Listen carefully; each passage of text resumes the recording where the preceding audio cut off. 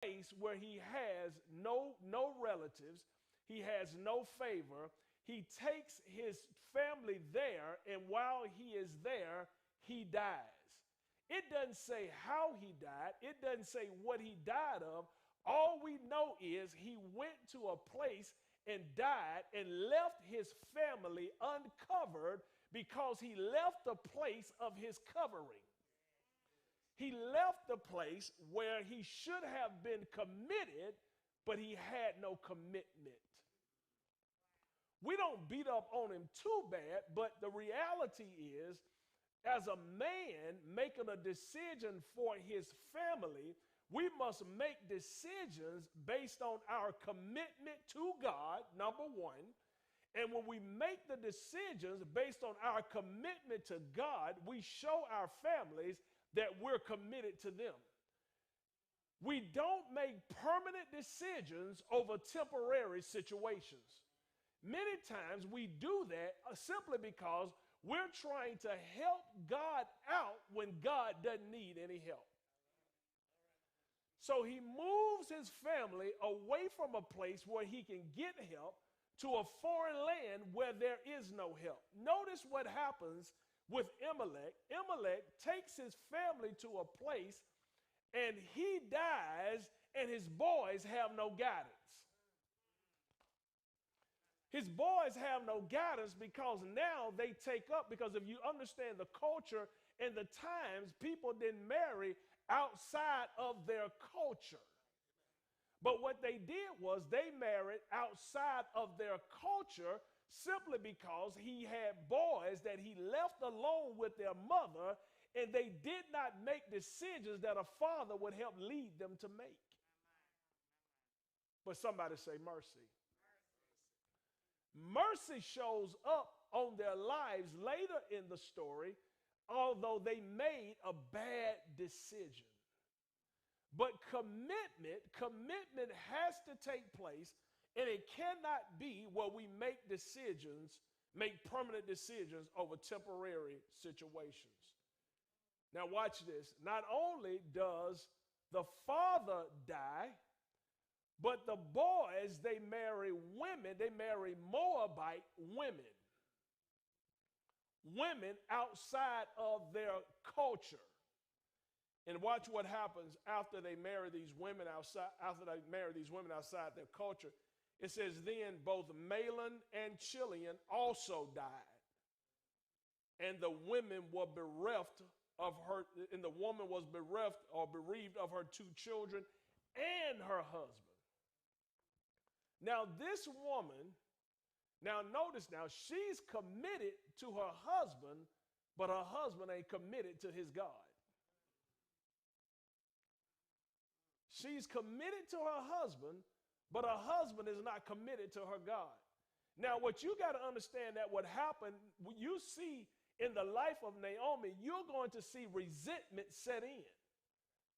Bitterness sets in. But commitment always comes before the harvest. Commitment always comes before your harvest.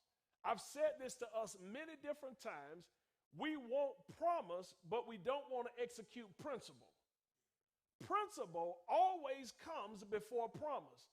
Commitment always comes before the harvest comes. Many of us want the harvest, but we don't want to be committed to what it takes for the harvest to come in. Harvest takes time. Does that make sense? Harvest coming in takes time. Here's what I want you to see. I want you to see the first level of commitment that it takes before the harvest comes. The first level of commitment that it takes when now Naomi lets these girls know, both Orpah and Ruth, she lets them know that I no longer have anything for you because my boys are gone. She said, even if I could have more children, by the time my children come, you will be way too old for my children by the time they come. So she basically says, now you need to pack up and go back home because I ain't got nothing for you.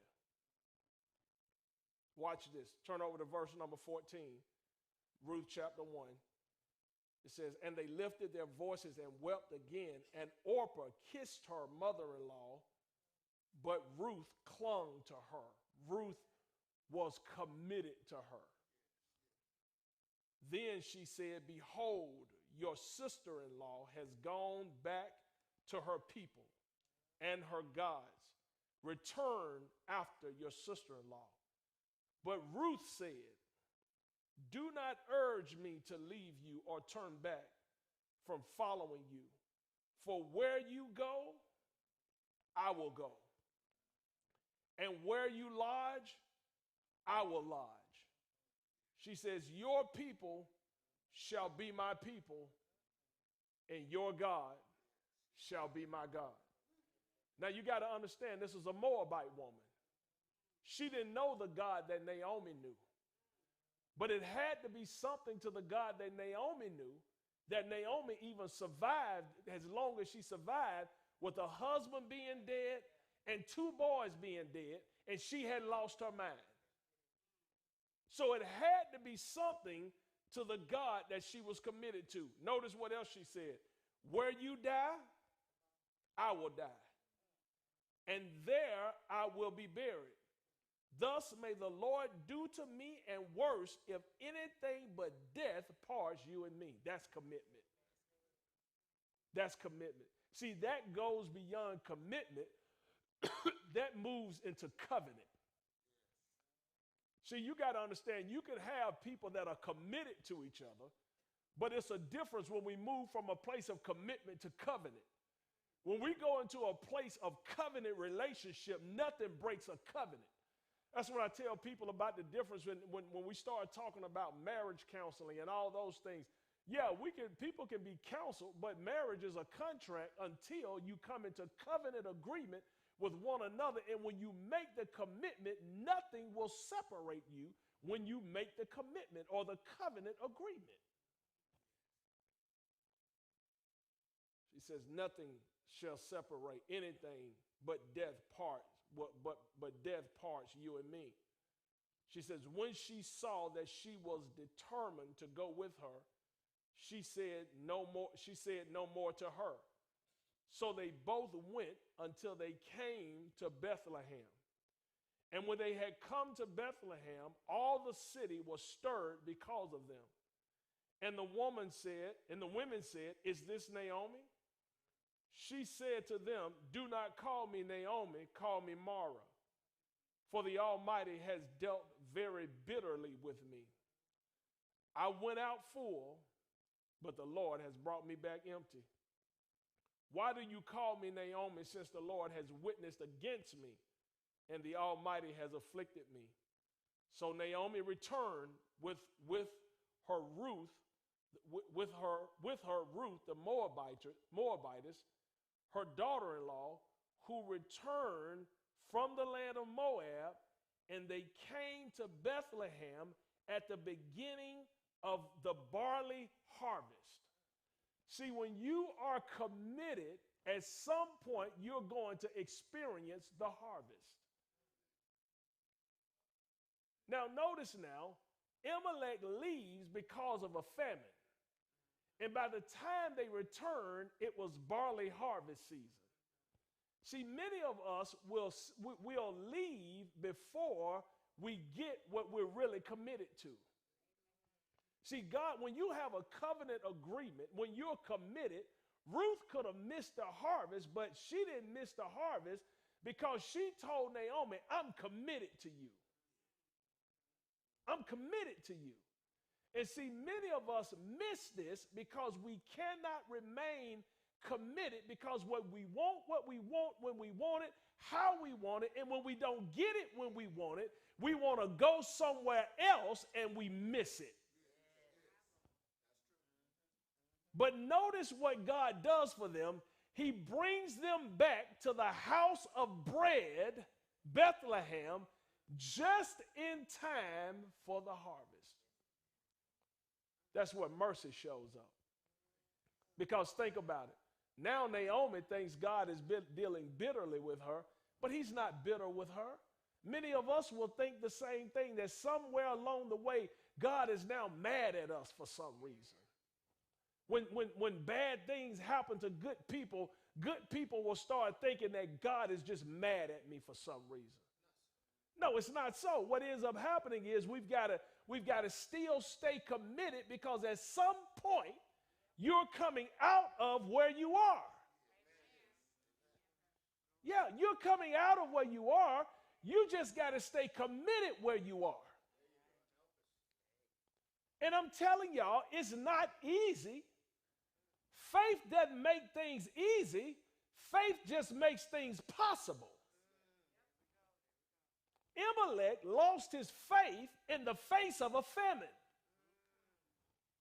And many of us do the same thing.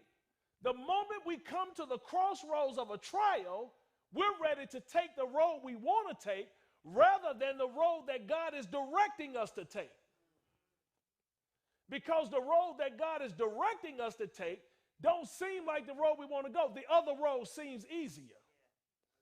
Y'all do remember what happened in the life of Lot when Abraham and Lot was together.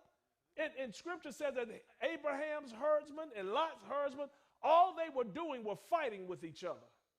Abraham stopped and said, listen, man, you go where you want to go. Whatever the land you pick, you can have it, and I'm going in the other direction. And